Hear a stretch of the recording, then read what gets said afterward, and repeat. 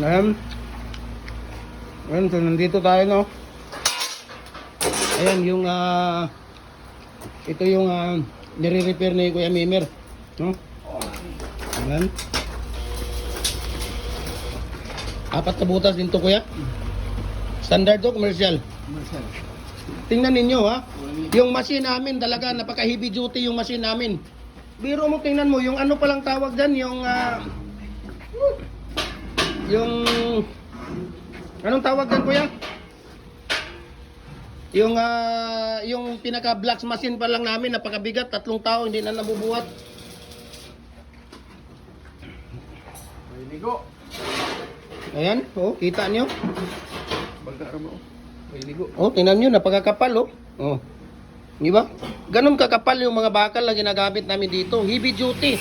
Hindi basta-basta kami gumagawa ng mga, hindi yung mga bakal namin dito, mga substandard. Puro mga standard yung mga bakal na ginagamit namin dito.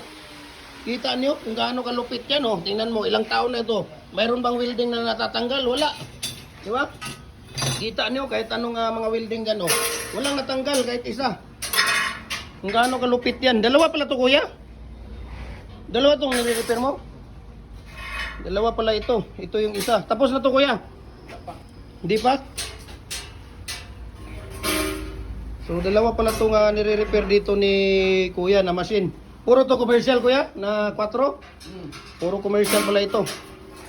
Dalawang machine ang re-repair namin ito. Electric hollow blocks machine po, no? Kami po ay nagpo-provide sa inyo, no? Ng murang halaga ng electric hollow block machine. Number 4 commercial, number 4 standard, number 5 commercial, number 5 standard, number 6 commercial, number 6 standard, okay? So nagpo-provide kami sa inyo dito lahat, no? I-message nyo lang ako at follow kayo sa ating Facebook page, Jim Hardware and Kukulamber ang concrete products, Balulang brand. Jim Hardware and Kukulamber concrete products, Manituan brand. Try po ni Anim Kukulamber, ang ating personal Facebook account, Felix Tan Pagikan Jr., ang ating Instagram, Felix_Pagikan 2000, at saka yung ating YouTube channel, Jim Hardware and Kukulamber ang concrete products, para updated po kayo sa ating mga video, okay?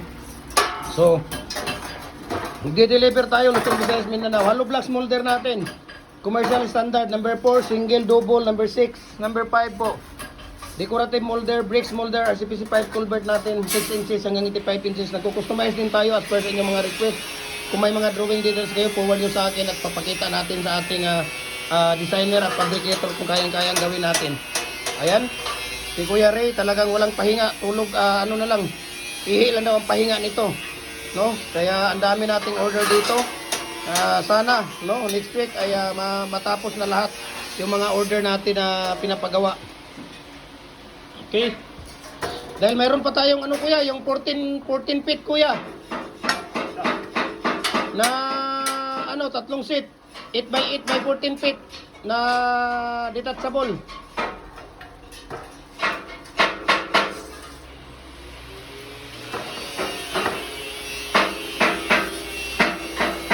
Ayan. So,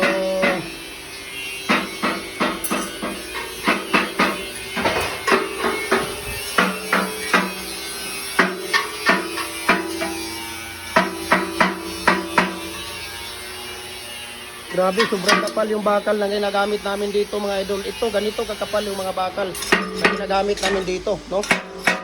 Napakatibay. Tingnan mo, ilang taon na ito. Wala kang makikitang welding na natatanggal dito, diba? Sa tibay niya, oh, tingnan ninyo. Sa tibay niya, no? Tinatanggal at pinaparepair nila dahil dito, yung toser at saka yung tawag dito, napakadumi. Tingnan mo, sobrang grabe, napakadumi. Hindi talaga makikita ito. Utragis tong hulmador na to. Kahit yan, kitang-kita yan eh. Ayan oh.